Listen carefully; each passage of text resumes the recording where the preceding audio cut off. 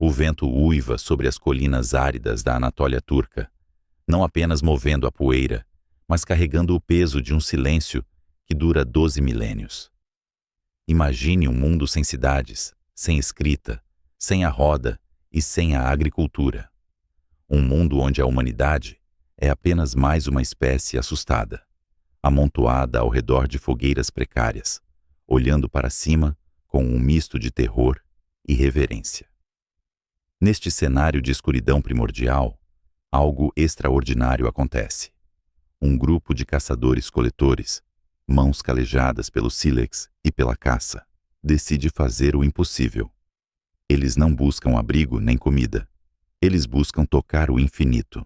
Eles começam a arrastar monólitos de calcário que pesam tanto quanto um ônibus espacial moderno colina acima.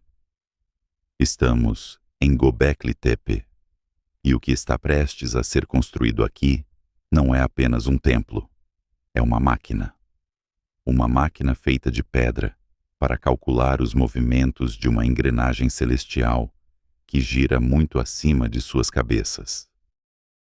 A história convencional nos diz que a civilização começou com a agricultura e que, uma vez alimentados e seguros, os humanos tiveram tempo para pensar nos deuses e nas estrelas. Mas as pedras enterradas sob esta colina contam a história oposta. Elas sugerem que foi o desejo de compreender o cosmos que nos obrigou a nos organizar, a construir e, finalmente, a nos tornarmos civilizados. Foi a gravidade das estrelas que puxou a humanidade para fora das cavernas. Para entender a magnitude deste feito, precisamos apagar as luzes das nossas cidades modernas. Precisamos esquecer a poluição luminosa que transforma o nosso céu noturno em um borrão alaranjado e sem vida. Para os construtores de Göbekli Tepe, a noite não era um vazio, era um oceano vivo, pulsante e aterrorizante. O céu era o único cinema, a única biblioteca e o único relógio que eles possuíam. Mas aquele céu era diferente do nosso. Devido a um fenômeno mecânico sutil da Terra, conhecido como precessão dos equinócios, as estrelas não estavam onde estão hoje. A Terra gira como um peão que está prestes a parar, e seu eixo oscila lentamente em um círculo vasto, que leva quase 26 mil anos para ser completado. Isso significa que, 12 mil anos atrás, não havia a estrela polar como a conhecemos para guiar o norte. O céu girava em torno de um ponto vazio ou de estrelas fracas na constelação de Hércules. As constelações familiares estavam deslocadas, surgindo em estações erradas, como atores entrando no palco na hora errada. E, no entanto, aqueles homens e mulheres da Idade da Pedra mapearam esse caos. Os pilares em forma de T que eles ergueram são abstrações da forma humana, gigantes sem rosto com braços e cintos esculpidos na pedra, observando silenciosamente o horizonte. Mas o que eles vigiam? A resposta pode estar no pilar 43, conhecido como a Pedra do Abutre. Imagine este pilar não como uma obra de arte primitiva, mas como um disco rígido de dados criptografados. Nele vemos um escorpião, um abutre e várias formas geométricas. Durante décadas, arqueólogos viram apenas representações da fauna local. Mas quando astrônomos olharam para a pedra, eles viram algo que lhes gelou o sangue. As figuras não são apenas animais. Elas são constelações. O escorpião é a constelação de Escorpião, ainda hoje reconhecível. O abutre corresponde à constelação de Signos, ou Sagitário, dependendo da interpretação do horizonte da época. O círculo acima da asa do abutre representa o Sol. Eles congelaram um momento específico no tempo. Eles esculpiram uma data. Ao usarmos softwares modernos para rebobinar o relógio do céu, girando a esfera celeste para trás, através dos milênios, as estrelas se alinham exatamente como na Pedra do Abutre, em uma data muito específica. O ano é aproximadamente 10.950, antes da Era Comum. Esta data não é aleatória. Ela marca um ponto de virada catastrófico na história do planeta Terra e da espécie humana. É o início do Dryas recente. Imagine o clima da Terra como um sistema termodinâmico complexo, uma máquina a vapor que vinha aquecendo gradualmente após a última era do gelo. O mundo estava se tornando um jardim. E então, subitamente, em questão de poucos anos, a temperatura global despencou violentamente. O planeta foi lançado de volta a um congelamento profundo que durou 1.200 anos. A megafauna desapareceu. Os mamutes, os tigres dentes de sabre e os mastodontes foram varridos da existência. A humanidade foi dizimada. Durante muito tempo, a causa desse resfriamento súbito foi um mistério geológico. Mas Göbekli Tepe aponta para o céu. A Pedra do Abutre pode ser o memorial do evento que causou o apocalipse. A teoria mais audaciosa, corroborada por evidências de platina e nanodiamantes encontrados em camadas de gelo da Groenlândia e sedimentos por todo o hemisfério norte, sugere um impacto cósmico. A Terra, em sua órbita tranquila ao redor do Sol, atravessa 2 vezes por ano uma corrente de detritos, deixada pela desintegração de um cometa gigante. Chamamos isso de Complexo das Tauridas. Hoje, vemos esses detritos como inofensivas estrelas cadentes no final de outubro e início de novembro. Mas há 12.000 anos, a trilha de destroços era muito mais densa, muito mais violenta. É provável que a Terra tenha colidido com múltiplos fragmentos deste cometa despedaçado. Não foi apenas uma rocha, mas um bombardeio de espingarda cósmica. A energia liberada teria sido equivalente a milhares de bombas nucleares detonando simultaneamente. Incêndios florestais consumiram continentes inteiros. A fumaça e as cinzas bloquearam o sol, mergulhando o mundo em um inverno vulcânico instantâneo. Os sobreviventes, aqueles que viram o céu cair, fizeram o que qualquer mente senciente faria diante do incompreensível. Eles tentaram criar ordem a partir do caos. Eles construíram Göbekli Tepe. Não foi um ato de celebração. Foi um ato de desespero e memória. Eles precisavam monitorar o céu, porque haviam aprendido da maneira mais brutal possível que o espaço não é um lugar vazio e pacífico. O espaço é um ambiente hostil, onde pedras do tamanho de montanhas viajam a velocidades incompreensíveis, capazes de apagar a existência num piscar de olhos. Os anéis de pedra de Göbekli Tepe funcionam como um mecanismo de calibração. Ao alinhar os pilares com o nascer de certas estrelas, como Sírius, ou as estrelas do cinturão de Órion, aqueles antigos astrônomos podiam prever mudanças. Eles podiam saber quando o perigo retornaria. Aqui vemos o nascimento da ciência, não como uma curiosidade acadêmica, mas como uma ferramenta de sobrevivência darwiniana. A física nos ensina que a informação é física. A entropia, a tendência do universo à desordem, apaga a informação ao longo do tempo. Cidades viram pó, livros apodrecem, memórias digitais se desmagnetizam, mas a pedra é teimosa. Ao esculpir sua mensagem em megálitos, aqueles humanos estavam lutando contra a entropia. Eles estavam enviando uma mensagem para o futuro, uma mensagem para nós. Eles nos dizem que a civilização é frágil, que somos inquilinos precários na superfície de um planeta exposto a uma galáxia violenta. Ao olharmos para a disposição geométrica do local, percebemos um conhecimento de geometria e planejamento que antecede em milênios as pirâmides do Egito ou Stonehenge. Como eles sabiam? Como eles organizaram a força de trabalho necessária sem a hierarquia de uma sociedade agrícola estabelecida. Talvez a ameaça cósmica tenha sido o catalisador.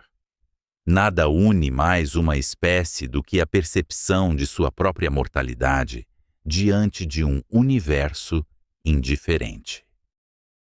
O medo do céu criou a coesão social necessária para construir a civilização. Mas há algo ainda mais profundo em Göbekli Tepe do que o medo. Há a tentativa de conexão. Os pilares em forma de T não olham uns para os outros. Eles olham para o centro dos círculos e para o céu. Eles são intermediários. Em um universo governado por forças invisíveis, gravidade, eletromagnetismo, radiação, o ser humano antigo intuiu que havia uma ordem oculta. Eles não tinham a matemática de Newton ou a relatividade de Einstein, mas tinham a observação empírica de milhares de noites insones. Eles perceberam a periodicidade, o ciclo, a repetição.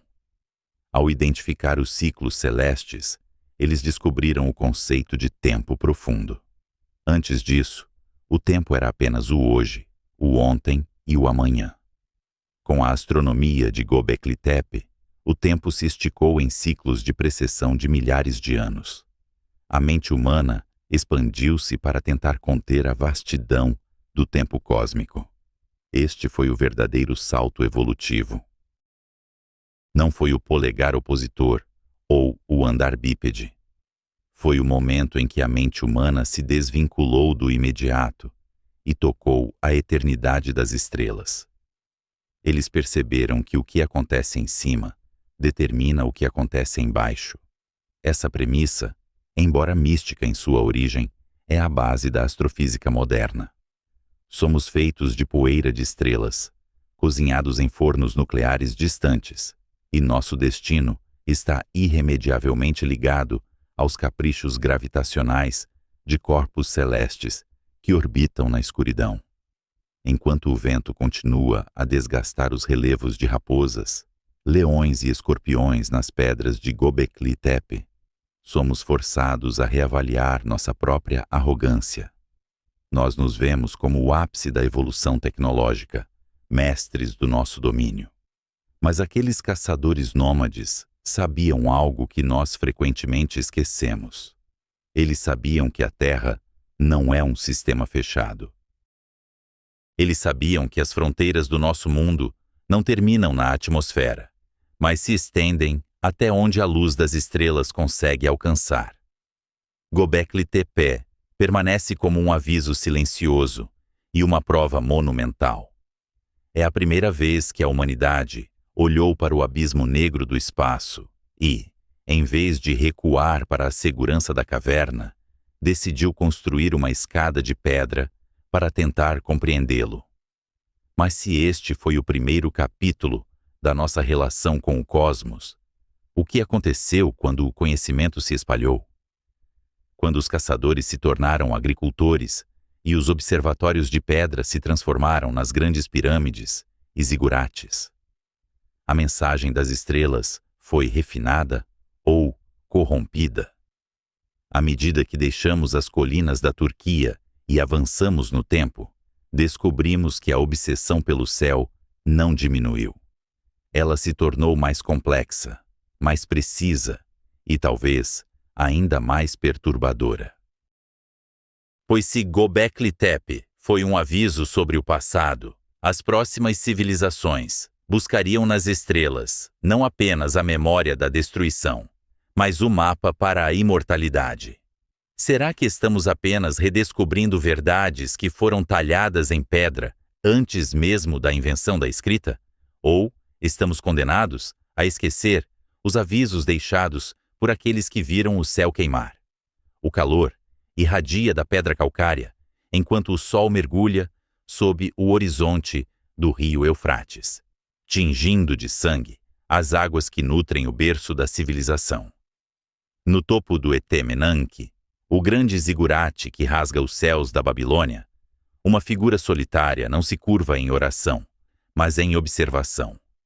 O ar está pesado, carregado com o perfume de óleos queimados, e a poeira do deserto. Mas os olhos deste homem estão fixos na escuridão ascendente. Em sua mão não há uma espada, nem um cetro, mas um estilete de cana e uma placa de argila úmida. Ele é um sacerdote, sim, mas sua liturgia é a contagem. Ele é o primeiro a perceber que os deuses não se movem por capricho, mas por um ritmo mecânico e aterrorizante. Estamos entrando na era da precisão. Durante milênios, a humanidade olhou para cima e viu rostos, monstros e presságios. O céu era uma tela de projeção para os nossos medos mais profundos. Um cometa era a ira de um rei morto. Um eclipse, o devorar do sol por um dragão invisível. Mas aqui, nas terras entre os rios, algo fundamental mudou na arquitetura da mente humana. O medo começou a ceder lugar à contabilidade. Estes primeiros astrônomos da Babilônia começaram a fazer algo que hoje consideramos a base de toda a ciência física. Eles começaram a manter registros. Noite após noite, século após século, em uma corrente ininterrupta de vigília, eles anotavam a posição de Vênus, o trajeto errante de Marte, as fases da Lua. Eles não sabiam o que eram aqueles pontos de luz. Para eles, eram divindades manifestas. Mas ao capturar o movimento dos deuses na argila estática, eles inadvertidamente capturaram a matemática do cosmos. Imagine o céu, não como um espaço aberto, mas como uma vasta e complexa caixa de música, onde cada pino e cada engrenagem deve girar em um tempo perfeito para produzir a canção da realidade. Os babilônios não viam as engrenagens, mas ouviam o ritmo. Eles descobriram o ciclo de Saros, um padrão de 18 anos que prediz os eclipses com uma precisão assustadora. Pense na audácia disto. Prever o momento exato em que o dia se tornaria noite não era mais um ato de profecia mística, mas o resultado de uma longa divisão aritmética. Esta foi a primeira vez que o universo foi tratado como um problema solucionável. A informação viajou como uma mercadoria preciosa, descendo o Levante e cruzando o deserto até chegar às margens do Nilo. No Egito, a obsessão pelo céu tomou uma forma diferente, mais monumental. Se a Babilônia nos deu o tempo, o Egito nos deu a orientação. As pirâmides não são apenas túmulos. São máquinas de ressurreição alinhadas com uma precisão cirúrgica às estrelas imperecíveis, aquelas que nunca se põem abaixo do horizonte, as circumpolares. Para os arquitetos egípcios, o caos do deserto precisava ser contido pela ordem de Ma'at, a verdade cósmica. E essa verdade estava escrita na geometria.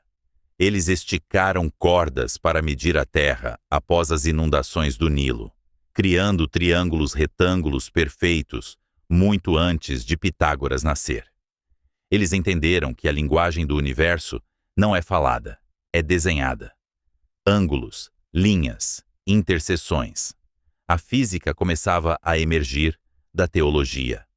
Mas o salto intelectual mais vertiginoso, o momento em que a mente humana verdadeiramente se expandiu para abraçar a escala do planeta, aconteceu não em um templo, mas em uma biblioteca.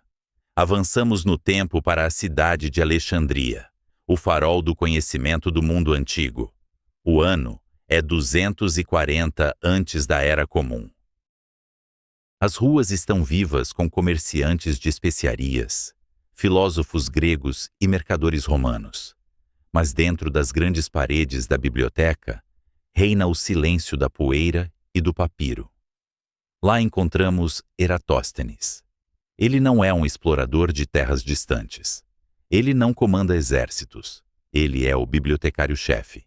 E sua maior descoberta começa com uma carta, uma nota de rodapé trivial, sobre um poço na cidade de Siena, ao sul, perto da atual Assuã.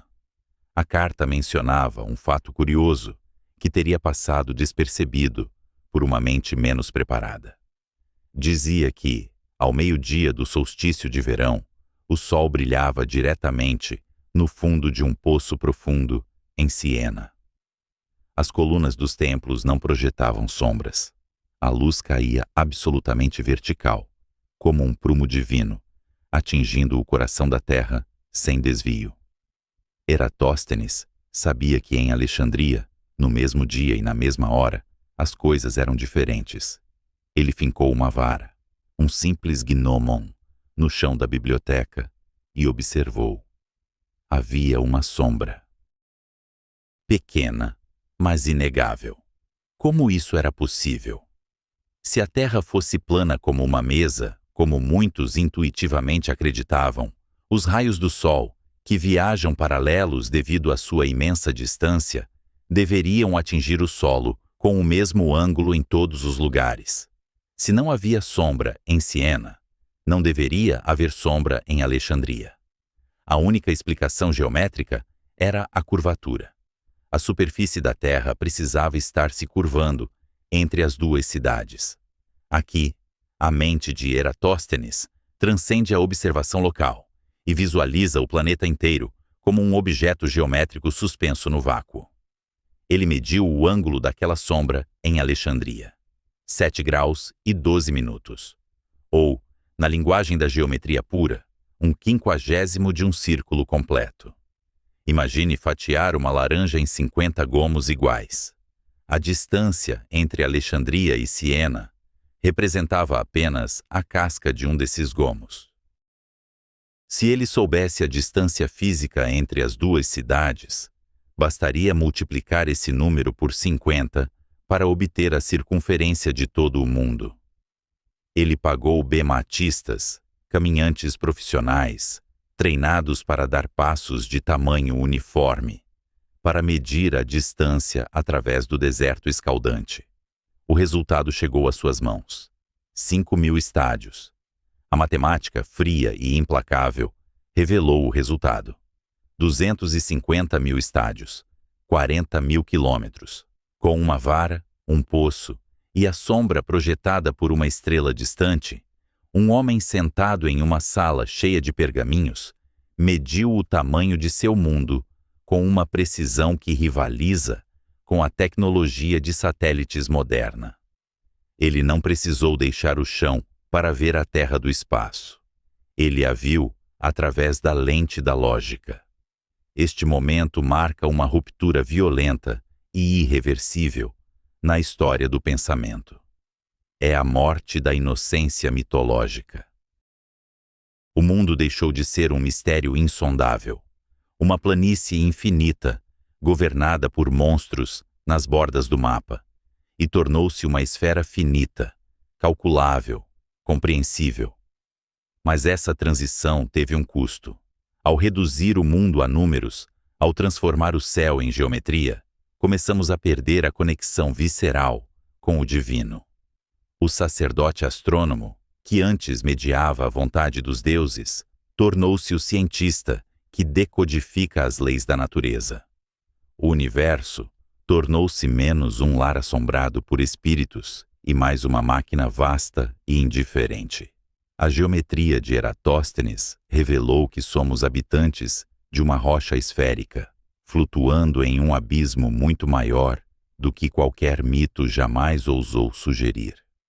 A sombra em Alexandria não mediu apenas a Terra, ela mediu nossa insignificância. Enquanto os pergaminhos de Alexandria eventualmente queimariam, transformando sabedoria em cinzas, a ideia de que o cosmos poderia ser mapeado pela mente humana sobreviveu. O caos aparente das esferas celestes começou a se organizar em órbitas, planos e vetores.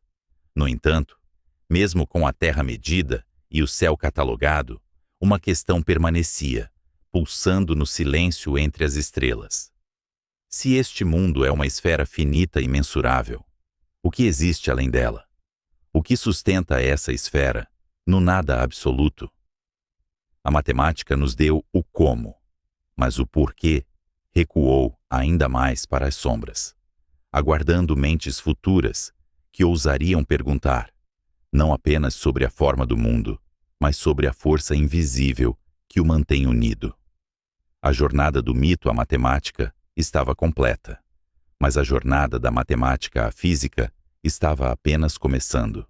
E nas sombras medidas por Eratóstenes, escondia-se o segredo da gravidade, uma força que levaria milênios para ser nomeada, mas que já sussurrava sua presença na curvatura do horizonte. O palco estava montado para que deixássemos de ser meros observadores de sombras e nos tornássemos navegadores da luz. Imagine uma selva densa e úmida na península de Yucatán, onde o ar vibra com o som de insetos e o cheiro de vegetação em decomposição. No centro dessa cacofonia verde, ergue-se uma montanha artificial de calcário, uma pirâmide de degraus geométricos que desafia o caos orgânico da floresta ao redor. O sol começa a descer no horizonte ocidental, e o que acontece a seguir não é mágica, nem intervenção divina, mas sim o resultado de uma engenharia óptica e matemática tão precisa que rivaliza com os nossos telescópios modernos. À medida que a luz solar atinge a face noroeste da pirâmide conhecida como El Castillo, uma sombra começa a se formar na balaustrada da escadaria norte. Triângulos de escuridão e luz se alinham perfeitamente, criando a ilusão ótica de uma serpente gigante, ondulando pedra abaixo, até se unir à cabeça de pedra esculpida na base. Durante exatos 33 minutos, a divindade Kukulkan desce dos céus para a terra. Isso não é apenas um templo, é uma máquina. Se pudéssemos retirar a pele da realidade e observar o sistema solar como ele realmente é, veríamos um mecanismo de relojoaria de proporções aterrorizantes. Os planetas não flutuam no nada. Eles rolam sobre as curvas do espaço-tempo, presos em órbitas que funcionam como trilhos invisíveis, mantidos no lugar pela tensão inquebrável da gravidade. Cada planeta é uma engrenagem girando em seu próprio ritmo, e cada lua é um dente nessa engrenagem, clicando e travando em uma dança de precisão matemática que dura bilhões de anos.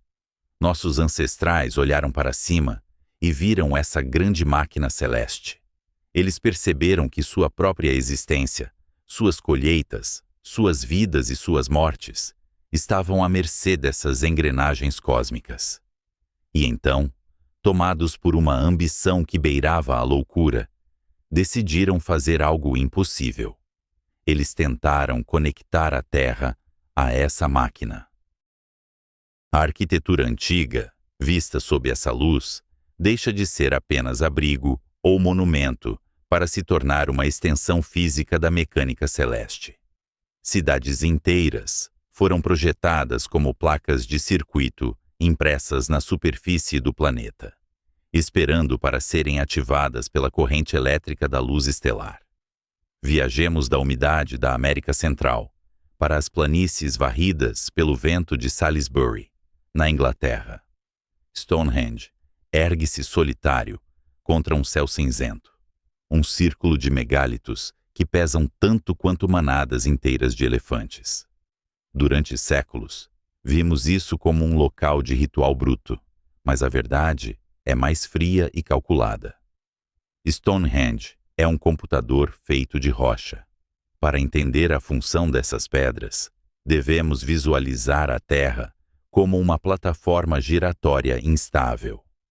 Nós orbitamos uma estrela a 150 milhões de quilômetros de distância, viajando a velocidades que desintegrariam qualquer veículo construído pelo homem se encontrasse resistência do ar. Enquanto viajamos, nosso planeta está inclinado sobre seu eixo, oscilando levemente. É essa inclinação que dita o ritmo da vida biológica, criando o fluxo e refluxo das estações. Os construtores de Stonehenge precisavam saber, com certeza absoluta, quando o ciclo recomeçaria. Um erro de cálculo de apenas alguns dias poderia significar plantar sementes cedo demais, perdendo-as para a geada, ou tarde demais, condenando a tribo à fome no inverno seguinte. A margem de erro era a morte. Então eles arrastaram as pedras azuis das montanhas de Preseli, a centenas de quilômetros de distância, não por capricho religioso, mas para construir uma mira de atirador. As pedras trilitos, com seus dintéis horizontais, formam janelas estreitas que filtram o caos do horizonte. No solstício de verão, quando o sol nasce no seu ponto mais extremo a nordeste, o primeiro raio de luz não apenas ilumina o centro do monumento. Ele atravessa o círculo como uma chave, entrando em uma fechadura, alinhando-se perfeitamente com a pedra do calcanhar e o altar central. Nesse momento fugaz, a engrenagem de pedra na terra clica em sincronia com a engrenagem de fogo no céu. O monumento trava a rotação do planeta em uma posição conhecida, confirmando que o universo ainda funciona, que a ordem prevalece sobre o caos. Mas a ambição dessas civilizações ia além do ciclo anual. Eles perceberam movimentos mais sutis, ritmos profundos que exigiam gerações inteiras de observação apenas para serem notados. A Terra não gira perfeitamente como um peão novo. Ela gira como um peão que está começando a perder velocidade, oscilando em seu eixo. O Polo Norte não aponta para a mesma estrela para sempre. Ele desenha um círculo lento no céu, levando quase 26 mil anos para completar uma volta. Esse fenômeno, a precessão dos equinócios, é o grande ano da astronomia, um ciclo de tempo tão vasto que faz a história humana parecer um piscar de olhos. No entanto, as cidades antigas mostram sinais perturbadores de que seus arquitetos tentavam calibrar seus edifícios para esse relógio de longo prazo. Em Karnak, no Egito, o grande templo de Amon-Ra se estende por um eixo imenso. Durante milênios, acreditou-se que ele estava alinhado ao nascer do sol do solstício de inverno. Mas medições precisas mostram desvios sutis, correções feitas ao longo dos séculos. É como se os sacerdotes astrônomos estivessem ajustando um telescópio gigante, movendo toneladas de pedra, para acompanhar a mudança lenta da posição das estrelas, devido à oscilação da Terra. Eles estavam jogando um jogo de perseguição com a eternidade, movendo suas catedrais de pedra para não perderem a conexão com o divino. Essa obsessão pela sincronização revela um medo primordial, o medo de ficar à deriva. Para uma civilização antiga, o tempo não era uma linha reta que avançava para o futuro, mas um círculo que se repetia. Se você perdesse o ritmo, se sua cidade se desincronizasse das estrelas, o caos entraria pelas frestas. As colheitas falhariam, os reis cairiam, o sol poderia se recusar a nascer. Construir essas estruturas titânicas era uma tentativa desesperada de ancorar o império efêmero dos homens ao tempo eterno do cosmos. Era uma forma de engenharia de sobrevivência metafísica. Imagine a mente de um arquiteto maia projetando o caracol em Chichén Itzá. A estrutura é uma torre de observação com janelas posicionadas não para ver a paisagem, mas para capturar as posições extremas de Vênus no horizonte. Vênus, o planeta irmão da Terra, dança uma valsa complexa com o Sol, desenhando um pentagrama perfeito no céu a cada 8 anos. Os maias não apenas viam isso, eles baixaram esse padrão do céu e o imprimiram no chão da selva. A precisão exigida para isso é desconcertante. Sem lentes de vidro, sem computadores, sem aço. Apenas o olho nu, a corda de medição e a pedra. Eles entenderam que a geometria é a linguagem universal. Um triângulo desenhado na areia obedece às mesmas leis que a triangulação entre estrelas distantes. Ao construir suas cidades baseadas em geometria sagrada, Eles acreditavam estar construindo réplicas em miniatura do universo, transformando a pedra bruta em um espelho da mente de Deus. Mas há uma melancolia inerente nessas ruínas. Hoje, quando visitamos esses locais, muitas vezes encontramos as pedras silenciosas ou desalinhadas. A precessão dos equinócios continuou sua marcha implacável. A estrela polar da época dos faraós, Tuban, foi substituída por Polaris, e em 12.000 anos será Vega. O céu que eles tanto se esforçaram para capturar mudou. As fechaduras de pedra permanecem, mas as chaves de luz estelar não se encaixam mais da mesma maneira. O mecanismo de Chichén Itzá ainda funciona porque depende do Sol, uma constante relativa em nossa escala de tempo, mas outros alinhamentos estelares em todo o mundo foram quebrados pelo simples movimento do giroscópio terrestre. Isso nos leva a contemplar a natureza da nossa própria tecnologia. Nós substituímos a pedra pelo silício, os obeliscos por satélites de césio, que medem o tempo contando as vibrações de átomos. Nossa precisão aumentou, mas nossa conexão física com o céu diminuiu. Nós não construímos mais cidades que funcionam como relógios. Nós carregamos o tempo em nossos bolsos, divorciado dos ciclos naturais, transformado em números digitais abstratos que piscam em telas frias. As civilizações antigas transformaram a paisagem para tocar o céu. Eles arrastaram o cosmos para baixo, forçando a luz das estrelas a caminhar por corredores feitos por mãos humanas, domesticando o infinito, mesmo que apenas por um breve momento no solstício. Eles entenderam que somos criaturas de carne e osso presas na superfície de uma rocha giratória, e que a única maneira de dar sentido a essa vertigem era construir uma bússola tão grande e tão pesada que nem mesmo o tempo poderia derrubá-la facilmente. Ao olharmos para essas engrenagens de pedra abandonadas, cobertas de musgo e desgastadas pelo vento, vemos a maior de todas as aspirações humanas, o desejo de ser mais do que apenas poeira biológica, o desejo de ser uma parte funcional, integrada e necessária da grande máquina do universo.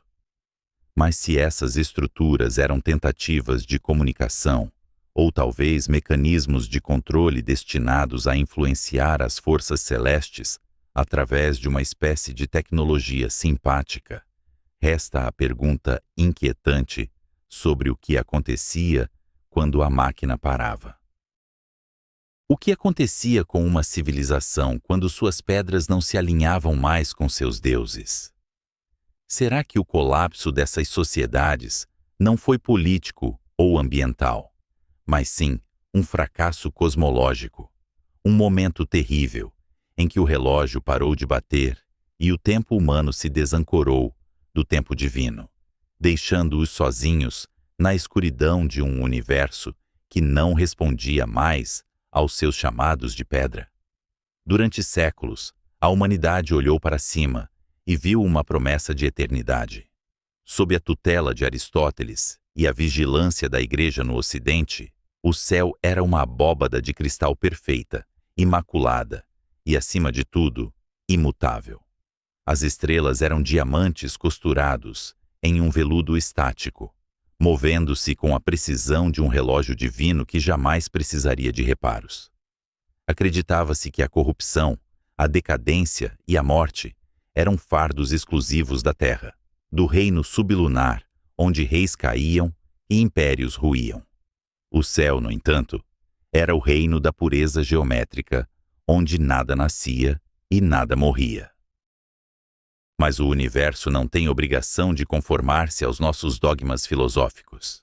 Era a manhã de 4 de julho do ano 1054. Enquanto a Europa caminhava sonolenta, sob a penumbra da Idade Média, absorta em suas próprias guerras e orações, do outro lado do mundo, na cidade de Kaifeng, capital da dinastia Song, o céu decidiu quebrar o silêncio. Young Wade, o astrônomo-chefe da corte imperial, ergueu os olhos para a constelação que chamamos de Touro e viu o impossível. Ali, onde na noite anterior havia apenas o vazio escuro, brilhava agora uma luz que desafiava o sol. Não era um cometa com sua cauda agourenta, nem um planeta errante. Era uma estrela convidada, tão violenta e luminosa que podia ser vista em plena luz do dia, projetando sombras nítidas ao meio-dia, competindo com a própria lua durante a noite. Os escribas chineses, com a tinta fresca do espanto, registraram que a intrusa permaneceu visível durante o dia por 23 dias seguidos e brilhou no céu noturno por quase 2 anos. O que Young Wade observava com reverência e temor não era o nascimento de uma estrela, mas o grito final de uma agonia cósmica que ocorrera 6.500 anos antes. A luz, mensageira antiga, acabara de chegar à Terra para contar a história da morte mais violenta que a física permite. Para entender o que os astrônomos chineses e árabes viram, precisamos mergulhar no coração daquele ponto de luz, encolhendo-nos até a escala atômica, onde a batalha entre a gravidade e a fusão nuclear dita o destino dos mundos. Imagine uma estrela maciça, dezenas de vezes maior que o nosso Sol, como uma vasta catedral sustentada por pilares de fogo. Durante milhões de anos, essa estrela viveu devorando a si mesma, fundindo hidrogênio em hélio, hélio em carbono, carbono em neônio, descendo a tabela periódica em uma alquimia furiosa. Cada fusão gerava a energia necessária, a pressão térmica, para empurrar contra a gravidade titânica que tentava esmagar a estrela para dentro. Era um equilíbrio delicado, uma dança de titãs onde a explosão sustentava o peso. Mas o universo cobra um preço pela existência. A estrela chegou ao fim de seu combustível útil. No seu núcleo, ela começou a forjar ferro.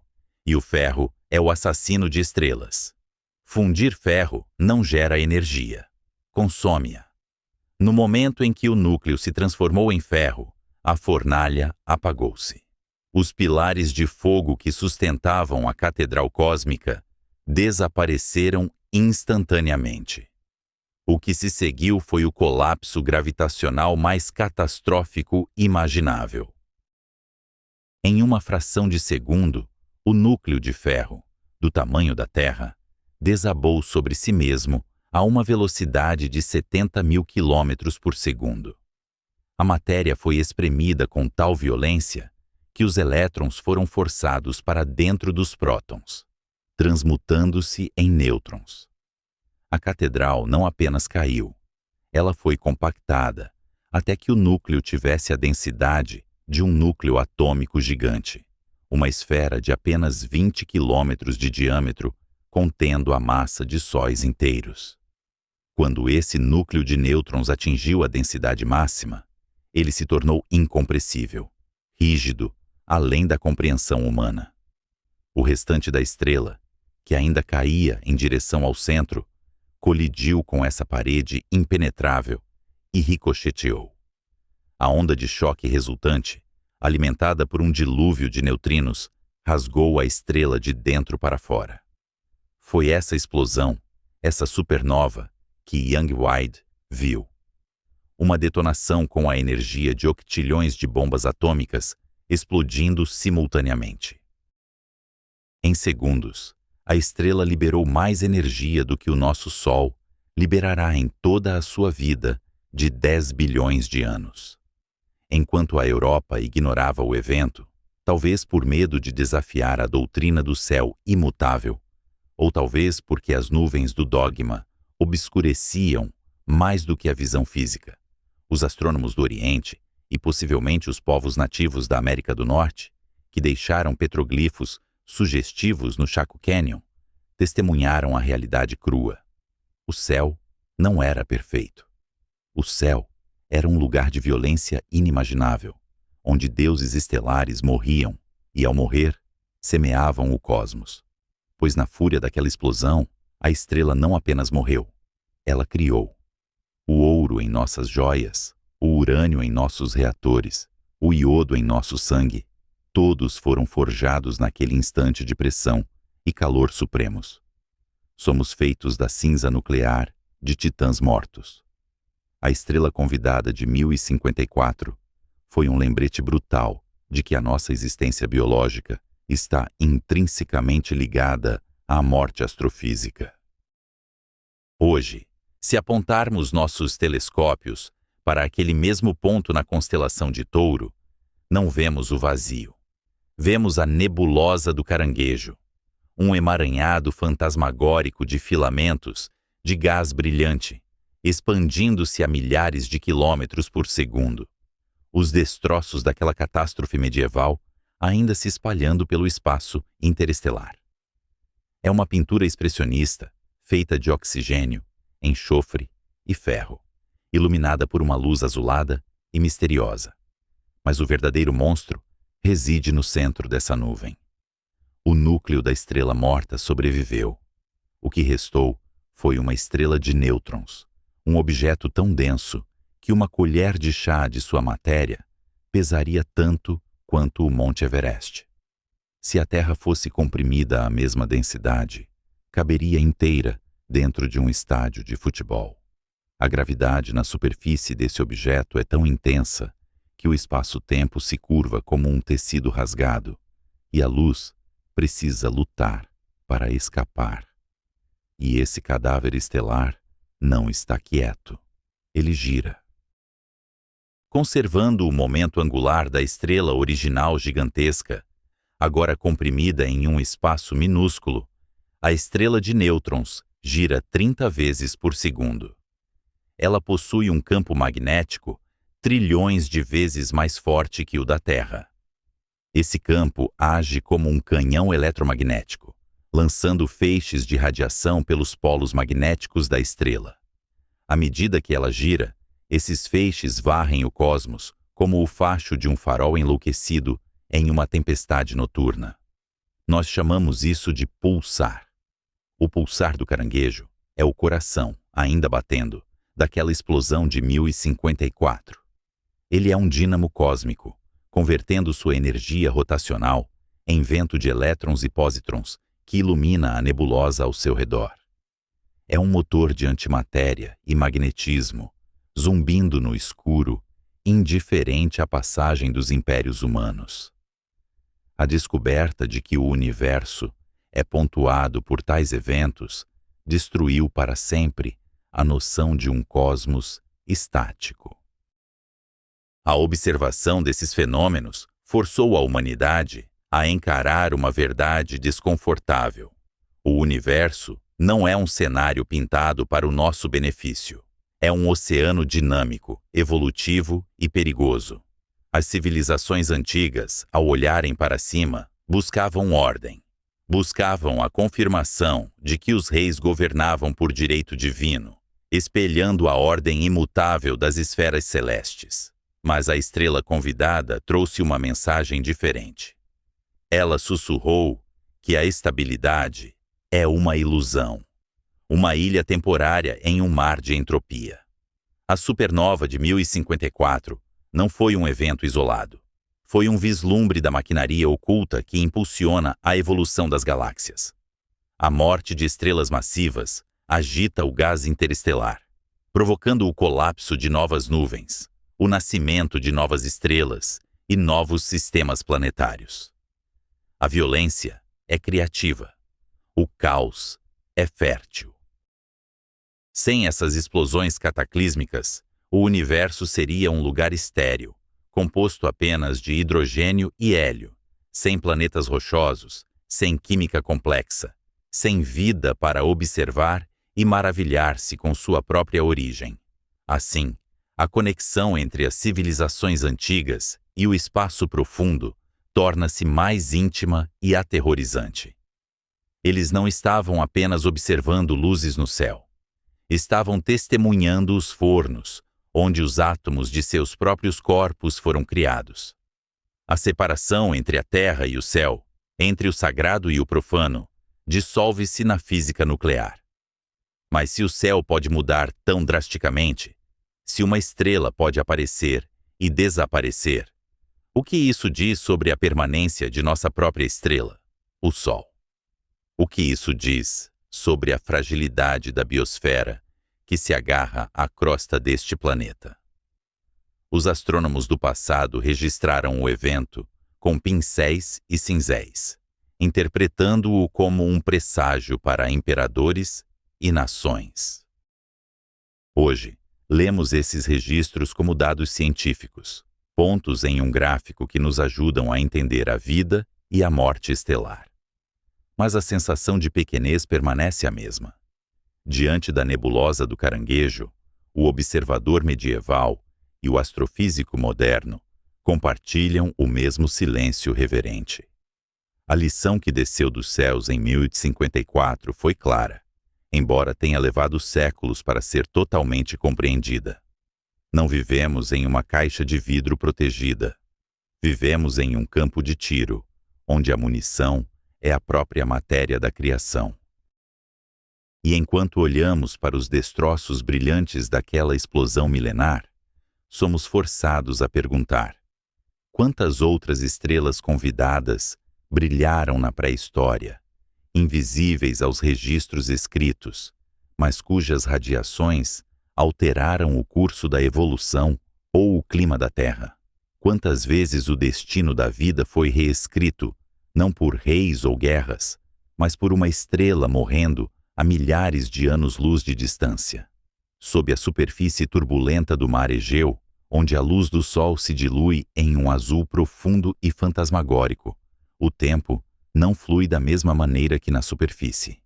Em um dia tempestuoso, na primavera de 1900, um grupo de mergulhadores de esponjas, buscando refúgio na ilha rochosa de Anticítera, desceu a essa escuridão silenciosa. Elias Stadiates, vestindo um pesado traje de lona e cobre, esperava encontrar o fundo do mar vazio, ou talvez algumas esponjas valiosas. O que ele encontrou o fez puxar a corda de sinalização em pânico, emergindo com histórias delirantes sobre uma pilha de mulheres mortas e cavalos apodrecendo no abismo. Ele não havia encontrado cadáveres, mas sim os fantasmas de mármore e bronze de um naufrágio romano, uma cápsula do tempo estilhaçada que repousava no leito marinho há 2 milênios. Entre as estátuas de deuses esquecidos e joias destinadas à elite de Roma, os mergulhadores trouxeram à superfície um bloco amorfo de bronze e madeira calcificada, pouco maior que um dicionário moderno. Parecia insignificante, um pedaço de detrito corroído que quase foi descartado como lixo. No entanto, dentro daquela massa oxidada, escondia-se um segredo que desmantelaria nossa arrogância sobre a evolução do intelecto humano. À medida que o bloco secava e se partia, revelou não ouro ou pedras preciosas, mas algo infinitamente mais precioso e perturbador: engrenagens. Rodas dentadas de precisão milimétrica, cortadas com a exatidão de um relojoeiro suíço, mas forjadas em uma era em que se supunha que a tecnologia mais avançada fosse a alavanca e a polia. O mecanismo de Anticítera emergiu dos destroços do tempo como um viajante temporal perdido, um artefato que, segundo a nossa compreensão linear da história, simplesmente não deveria existir. Nós gostamos de imaginar o progresso humano como uma escada ascendente, degrau por degrau, da pedra lascada ao silício, da ignorância à iluminação. Mas a história é, na verdade, um labirinto de becos sem saída, ruínas e esquecimento. Este dispositivo de bronze prova que a humanidade já havia tocado as estrelas, com a mente muito antes de termos foguetes para levar nossos corpos. O mecanismo não era apenas um relógio, era um cosmos portátil, uma simulação mecânica do universo conhecido, operada por uma manivela lateral que permitia ao usuário avançar ou retroceder no tempo, controlando os céus com a ponta dos dedos. Ao girar essa manivela, o operador acionava um trem de mais de 30 engrenagens de bronze entrelaçadas, uma complexidade que rivaliza com os relógios mecânicos que só apareceriam na Europa 1500 anos depois. A face frontal exibia o zodíaco grego e o calendário egípcio, mas a verdadeira genialidade residia na profundidade de sua engenharia. O dispositivo não se limitava a mostrar onde o Sol e a Lua estariam. Ele replicava suas danças imperfeitas. Os antigos gregos sabiam que a Lua não viaja pelo céu em uma velocidade constante. Às vezes ela acelera, às vezes ela se arrasta, um fenômeno causado pela órbita elíptica que Johannes Kepler só descreveria matematicamente 17 séculos mais tarde. Mas o criador deste mecanismo não precisou das leis de Kepler para capturar essa nuance. Ele utilizou uma solução mecânica sublime, um sistema de pino e fenda, onde duas engrenagens giravam em eixos ligeiramente deslocados. Enquanto uma girava em ritmo constante, a outra era forçada a acelerar e desacelerar ritmicamente, imitando perfeitamente a anomalia lunar. Era uma tradução física da gravidade, feita de bronze, muito antes de Newton sonhar com a maçã.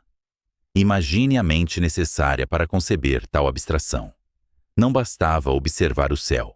Era preciso internalizar seus ritmos, compreender a música das esferas e, em seguida, ter a audácia de tentar aprisionar essa sinfonia celestial dentro de uma caixa de madeira. O mecanismo previa eclipses solares e lunares com precisão de horas, indicava as datas dos Jogos Olímpicos e rastreava os movimentos dos 5 planetas conhecidos na antiguidade. Era um computador analógico, o primeiro de sua espécie, desenhado para harmonizar a vida civilizatória com os ciclos implacáveis do cosmos. A existência deste artefato lança uma sombra longa e desconfortável sobre a nossa história. Se os gregos possuíam a tecnologia para construir computadores mecânicos no século II a.C., por que essa revolução tecnológica não continuou? Por que não tivemos a Revolução Industrial sob o domínio de Roma? Por que a humanidade mergulhou em um milênio de estagnação mecânica, onde a capacidade de construir tais maravilhas foi totalmente apagada da memória coletiva? A resposta reside na fragilidade do conhecimento. O mecanismo de Anticítera não era único em seu tempo. Cícero e outros escritores antigos mencionam esferas de Arquimedes e dispositivos semelhantes. Mas o bronze é um material valioso e reciclável. Ao longo dos séculos de colapso social, invasões e fome, a maioria dessas máquinas maravilhosas não foi preservada em museus, mas derretida para forjar espadas, pontas de lança ou moedas baratas. A sabedoria de gerações foi liquefeita e remodelada em ferramentas de guerra e sobrevivência. O exemplar de Anticítera só sobreviveu porque teve a sorte trágica de afundar.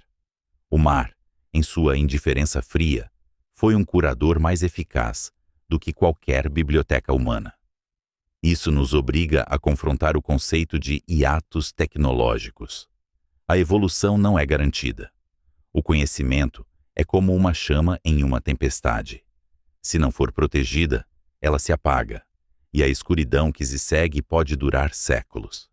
Tivemos que reaprender a calcular, a observar e a engenhar, tateando no escuro das eras medievais, tentando recuperar o que já havíamos possuído.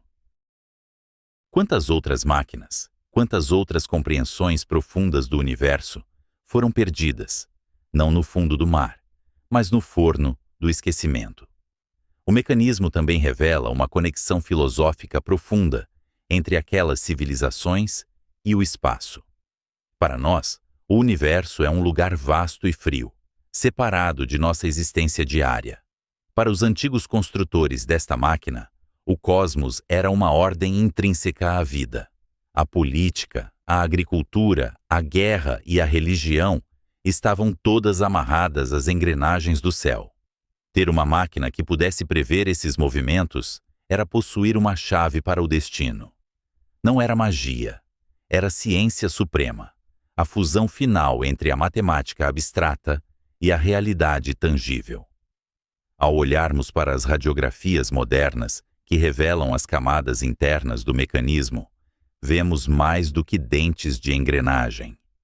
Vemos a prova física de que a mente humana é capaz de saltos intuitivos que desafiam o seu próprio contexto temporal.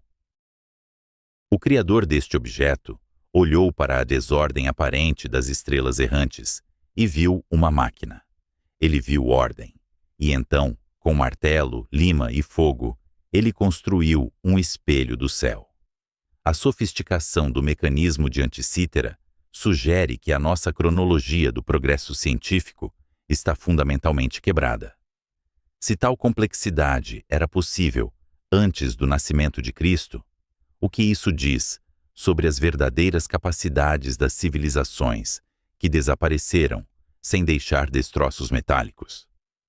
Talvez o nosso passado seja muito mais brilhante e tecnologicamente denso do que os fragmentos de cerâmica e pedra nos levam a acreditar.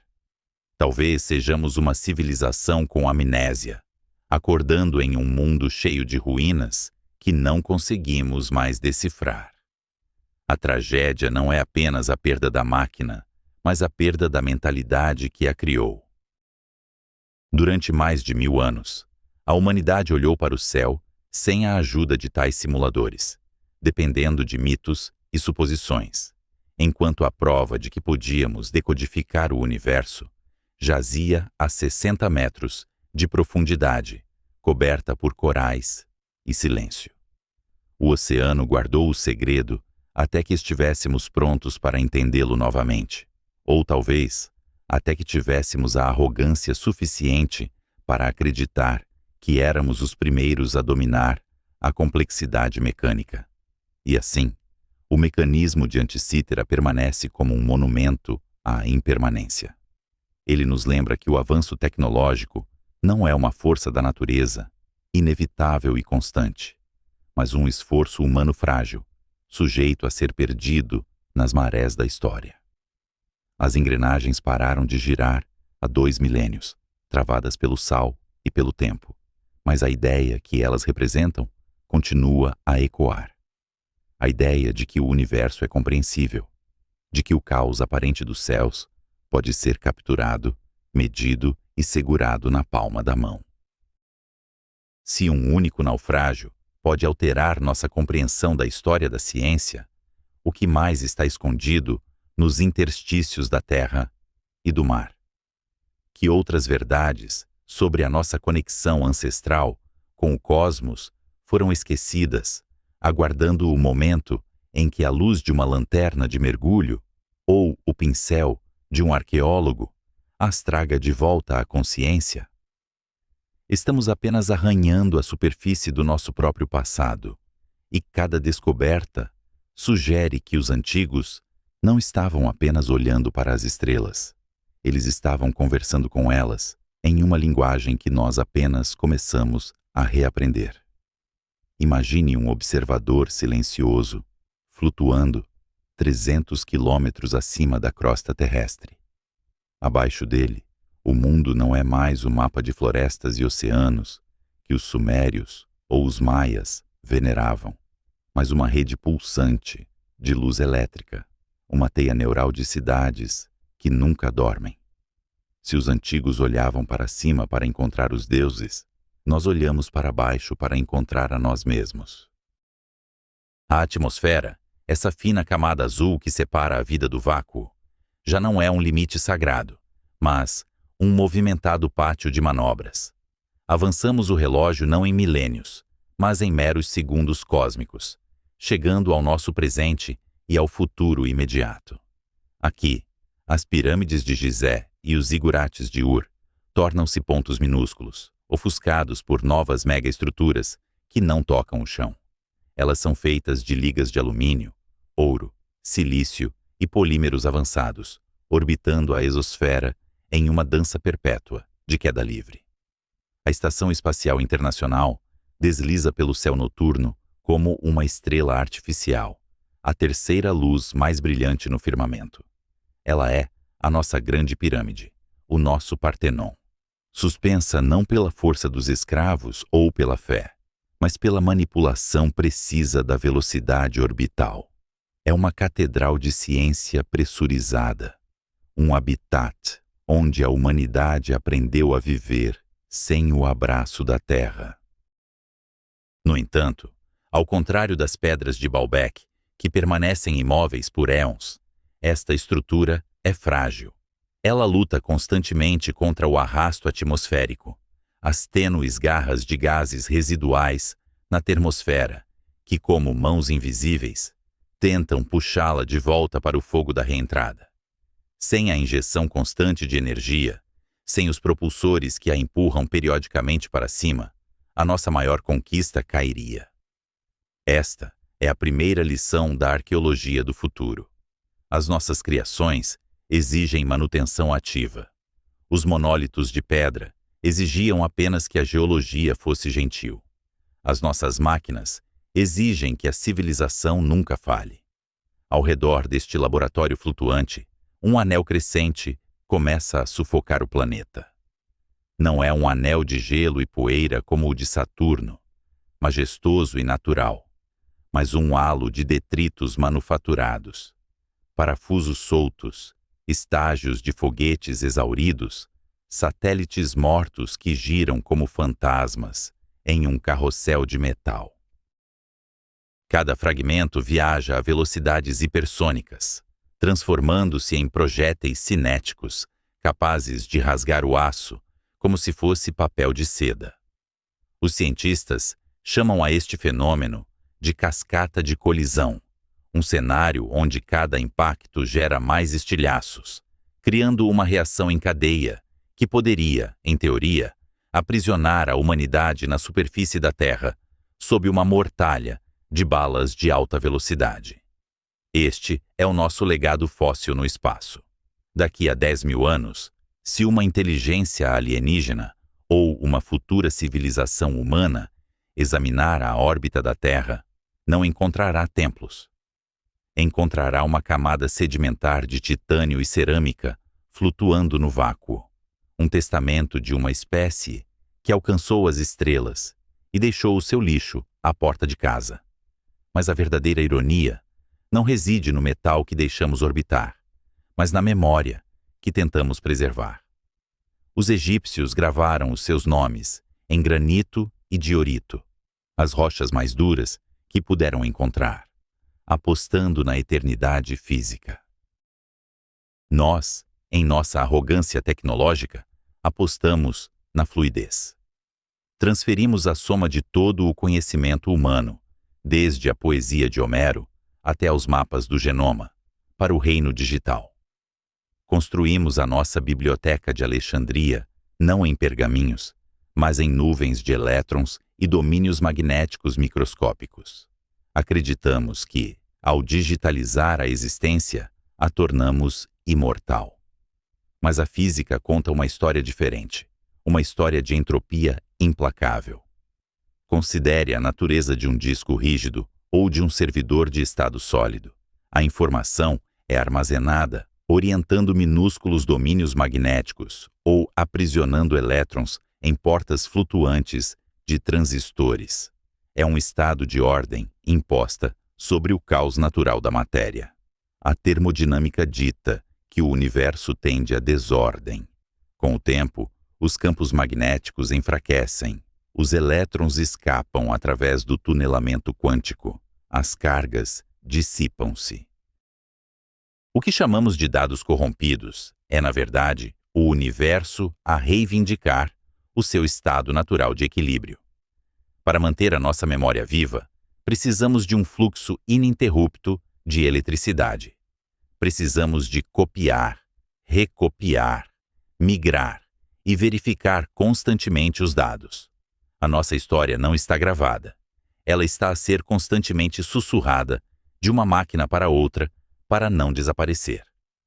Imagine um cataclismo solar, uma tempestade geomagnética de proporções bíblicas, semelhante ao evento Carrington de 1859, mas atingindo a nossa infraestrutura moderna.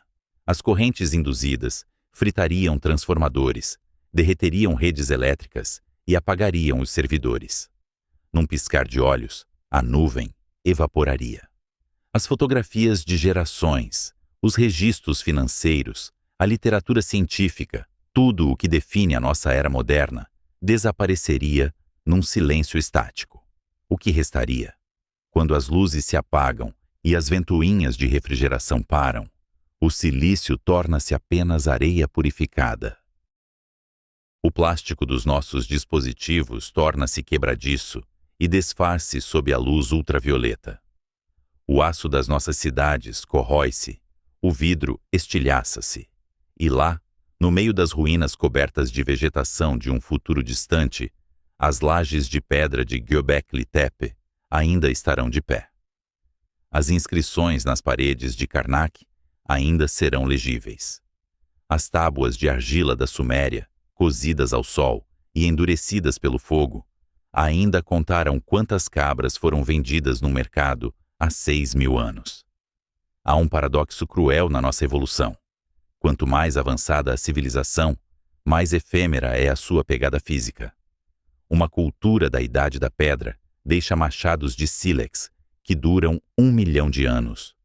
Uma cultura da Idade do Bronze deixa estátuas que duram milênios. A Era da Informação, com toda a sua glória e complexidade, pode não deixar nada além de uma fina camada de polímeros sintéticos e isótopos radioativos. Estamos a construir castelos de areia na Praia do Tempo, convencidos de que são fortalezas, enquanto a maré da entropia sobe lentamente. A nossa escrita não é feita de átomos duráveis, mas de padrões de energia fugazes. Somos fantasmas numa máquina, gritando para o vazio através de ondas de rádio que se dissipam no quadrado da distância. Voltemos o nosso olhar para os satélites geoestacionários, aqueles que orbitam a 36.000 quilômetros de altura.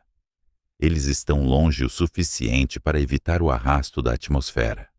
Quando morrem, são empurrados para uma órbita cemitério, onde permanecerão por milhões de anos. Eles são os verdadeiros monumentos da nossa era. Estes sarcófagos de ouro e alumínio, silenciosos e escuros, sobreviverão às pirâmides. Mas eles não carregam inscrições que possam ser lidas a olho nu. Os seus circuitos são labirintos microscópicos indecifráveis, sem o contexto da eletricidade e do software que os animava. Para um arqueólogo do futuro, eles serão caixas misteriosas, objetos de culto de uma raça que adorava o invisível. Talvez a conexão inexplicável com o espaço que procuramos nos antigos seja, na verdade, um espelho do nosso próprio desejo de transcendência. Eles alinharam pedras com as estrelas para ancorar o céu na terra. Nós lançamos metal ao céu para ancorar a terra no vazio. Ambos são tentativas desesperadas de negar a mortalidade, de dizer ao universo vasto e indiferente: nós estivemos aqui. Mas a lição do silício versus granito é um aviso solene. A complexidade traz fragilidade. A pedra é estúpida, bruta e simples, e é por isso que ela perdura. O servidor é genial, rápido e infinito, e é por isso que ele é mortal. A entropia da informação digital sugere que podemos ser a primeira civilização na história a sofrer uma amnésia total. Podemos saber tudo sobre a origem do cosmos, sobre a mecânica dos buracos negros e a biologia molecular, mas se perdermos a capacidade de alimentar as nossas memórias externas, voltaremos à tradição oral numa única geração. Assim, Enquanto as nossas sondas, Voyager, viajam para o espaço interestelar, carregando discos de ouro, mensagens físicas gravadas analogicamente, reconhecemos inconscientemente a superioridade do método antigo. Quando quisemos enviar uma mensagem aos éons, não enviamos um pendrive. Enviamos uma gravura. Voltamos a ser sumérios, escrevendo em metal o que esperávamos que durasse para sempre. A exosfera enche-se de destroços e tesouros, uma auréola de tecnologia que define o antropoceno. Mas à medida que olhamos para este anel de lixo e maravilhas, devemos perguntar-nos sobre a natureza da permanência. Será que a verdadeira medida de uma civilização é a altura dos seus edifícios ou a duração das suas palavras? Se as nossas vozes digitais se calarem, o universo notará a diferença, ou apenas o vento continuará a uivar através das estruturas de pedra que, pacientemente, nos viram ascender e talvez nos vejam cair? Lá fora, além da proteção magnética do nosso Sol, onde o vento solar cessa e cede lugar ao meio interestelar, uma pequena embaixadora de metal navega pelas correntes do vazio. Ela carrega gravações de vozes, risos, o bater de um coração e a música da humanidade, um grito engarrafado lançado ao oceano cósmico. É o culminar de um gesto que começou não em Cabo Canaveral, mas nas planícies empoeiradas da Suméria, nas selvas da Mesoamérica e nos círculos de pedra da Europa neolítica.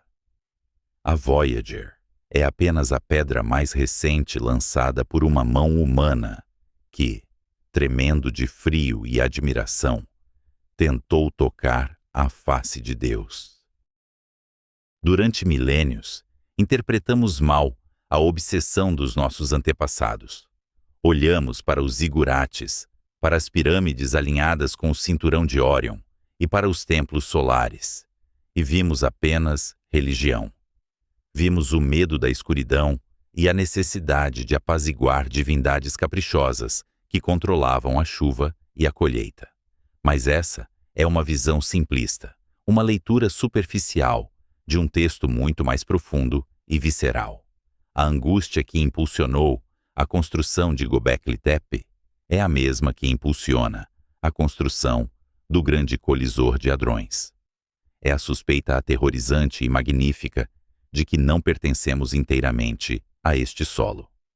A solidão da espécie humana é um tema recorrente na nossa filosofia, mas raramente a tratamos como um fenômeno físico.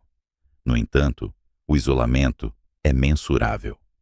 Estamos presos na superfície de uma rocha, rodeados por uma fina camada de gás respirável, separados do vizinho estelar, mais próximo, por anos-luz de silêncio absoluto. Esse silêncio, o grande silêncio que tanto perturba os astrônomos modernos, que buscam sinais de rádio extraterrestres, era ensurdecedor para os antigos sacerdotes astrônomos. Eles construíram montanhas artificiais, não apenas para ficar mais perto do céu, mas para que o céu pudesse ouvi-los melhor. Mas o que descobrimos agora, através das lentes da astrofísica nuclear, é que a intuição antiga estava correta de uma maneira que a sua teologia jamais poderia articular. A conexão que buscavam não era espiritual no sentido etéreo, mas material no sentido mais fundamental. Eles olhavam para cima e sentiam uma familiaridade inexplicável, uma ressonância simpática entre a carne dos seus corpos e a luz das estrelas. Hoje, a ciência nos dá a linguagem para descrever essa ressonância, uma linguagem escrita não em hieróglifos, mas na tabela periódica dos elementos. Para entender isso, precisamos visualizar o universo primitivo como uma sinfonia monótona, composta apenas pelas notas mais simples, hidrogênio e hélio. Um cosmos estéril, incapaz de gerar a complexidade de uma mão humana ou a íris de um olho. A alquimia necessária para criar a vida exigia fornalhas de uma violência inimaginável. As primeiras estrelas foram esses crisóis. No seu interior, a gravidade esmagava os átomos com tal ferocidade que eles fundiam seus núcleos, transmutando a simplicidade do gás primordial nos elementos pesados que hoje formam a base da realidade sólida. O carbono, que forma a espinha dorsal de cada molécula de DNA em nossos corpos, o oxigênio que enche nossos pulmões a cada respiração, o cálcio que endurece nossos ossos para que possamos ficar de pé e olhar para o horizonte, e o ferro que tinge o nosso sangue de vermelho, todos foram forjados no coração agonizante de estrelas que morreram muito antes da Terra nascer. Somos, literalmente, as cinzas de uma fogueira cósmica extinta. Quando uma estrela massiva chega ao fim de sua vida e colapsa sobre si mesma, a explosão de supernova resultante espalha esses elementos enriquecidos pelo vazio, semeando as nuvens de gás que eventualmente colapsarão para formar novos sistemas solares, novos planetas e, eventualmente, observadores.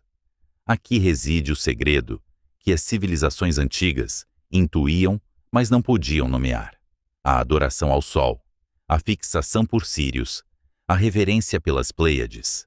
Não era idolatria, era reconhecimento. Era a matéria consciente olhando para a sua fonte. O átomo de ferro na ponta da lança de um guerreiro maia e o átomo de ferro na hemoglobina, que corria em suas veias, tinham a mesma origem estelar. A separação entre o humano e o cosmos é uma ilusão criada pela escala e pelo tempo. Na verdade, somos contínuos.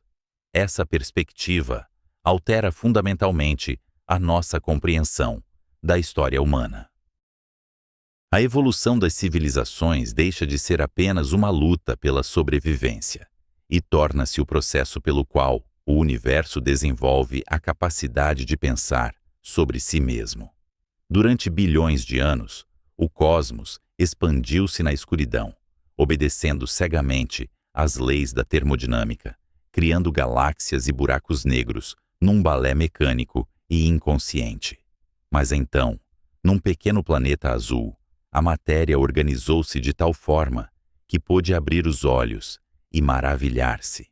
O cérebro humano, com a sua rede complexa de neurônios disparando sinais elétricos, é a estrutura mais complexa que conhecemos no universo.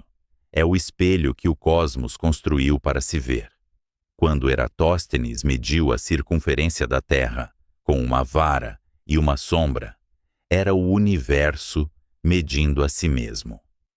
Quando Newton decifrou a gravidade, era o universo compreendendo a sua própria coesão. E quando os povos andinos traçaram linhas no deserto de Nazca que só podiam ser vistas do céu, eles estavam, talvez inconscientemente, sinalizando a sua prontidão para dialogar com o infinito. Essa jornada de autodescoberta cósmica explica a nossa inquietação perpétua. Não fomos feitos para ficar parados. A estagnação é contrária à natureza expansiva do universo que nos compõe. A vontade de explorar, de cruzar oceanos perigosos em canoas de madeira e de atravessar o vácuo hostil em latas de alumínio é a manifestação macroscópica da energia cinética que reside em cada partícula subatômica. Somos poeira estelar que ganhou agência, fragmentos de estrelas que, por um breve momento, ganharam pernas e curiosidade. Ao unirmos os pontos entre os primeiros observadores de estrelas e os astronautas modernos, vemos que a tecnologia mudou, mas a intenção permanece inalterada. O obelisco egípcio, apontando verticalmente para o zênite, e o foguete Saturno V, na plataforma de lançamento, partilham a mesma geometria e o mesmo propósito sagrado: desafiar a gravidade e transcender a nossa condição terrestre. O astronauta, flutuando na cúpula da Estação Espacial Internacional, olhando para a curva luminosa da atmosfera terrestre, sente o mesmo espanto sagrado que o druida sentia em Stonehenge durante o solstício. Ambos estão na fronteira entre o conhecido e o desconhecido, servindo como pontes entre o mundo da lama e o mundo da luz. A arqueologia e a astronomia, portanto, não são disciplinas separadas. Uma escava para baixo, através das camadas de solo e tempo, para encontrar as nossas origens culturais. A outra olha para cima, através de anos-luz de vazio, para encontrar as nossas origens materiais. No ponto onde elas se encontram, descobrimos a verdade suprema da nossa existência. As ruínas antigas são as plataformas de lançamento originais da mente humana. Elas são os testemunhos de pedra da primeira vez que a humanidade percebeu que a sua casa não terminava no horizonte, mas se estendia infinitamente para cima. Agora, à medida que nos preparamos para nos tornarmos uma espécie multiplanetária, levamos conosco a herança desses antigos sonhadores. As nossas naves espaciais levarão nomes de deuses gregos e romanos, uma homenagem silenciosa àqueles que mapearam o caminho antes de termos motores. Quando o primeiro humano pisar nas areias vermelhas de Marte, não estará sozinho. Estará acompanhado pelos fantasmas dos construtores de zigurates, pelos navegadores polinésios que liam as estrelas como mapas e pelos filósofos que ousaram sugerir que a Terra não era o centro de tudo. O ciclo se fecha, mas a espiral continua a subir. A busca incessante por conexão com o cosmos revelou que a conexão sempre esteve lá, inscrita na geometria dos nossos átomos. Não somos estranhos numa terra estranha. Somos o universo acordando de um longo sono. A solidão que sentimos não é o resultado de estarmos abandonados, mas sim a vertigem de sermos os únicos, até onde sabemos, encarregados da tarefa monumental de dar significado à existência. Se o universo é vasto e silencioso, cabe a nós ser a sua voz. Se as estrelas são indiferentes, cabe a nós projetar amor e propósito na sua luz fria. As civilizações antigas começaram esta grande obra, erguendo pedras contra o céu, para dizer: nós estamos aqui, nós importamos, nós lembramos. E agora, com foguetes de fogo e sensores de silício, continuamos a gritar essa afirmação para o abismo, não com medo, mas com a confiança de quem finalmente reconhece o seu lugar na ordem das coisas. Talvez, no final das contas, o objetivo final da vida não seja apenas sobreviver, mas servir como os olhos através dos quais o cosmos pode admirar a sua própria grandiosidade. E enquanto olhamos para as galáxias distantes, percebemos que não estamos olhando para fora, para o espaço alheio, mas para dentro, para o nosso próprio passado, para o útero de fogo onde tudo começou. A questão que resta, suspensa no silêncio entre as batidas do coração e o pulsar dos quasares, não é mais de onde viemos, mas para onde, com esta consciência estelar, recém-descoberta, ousaremos ir a seguir.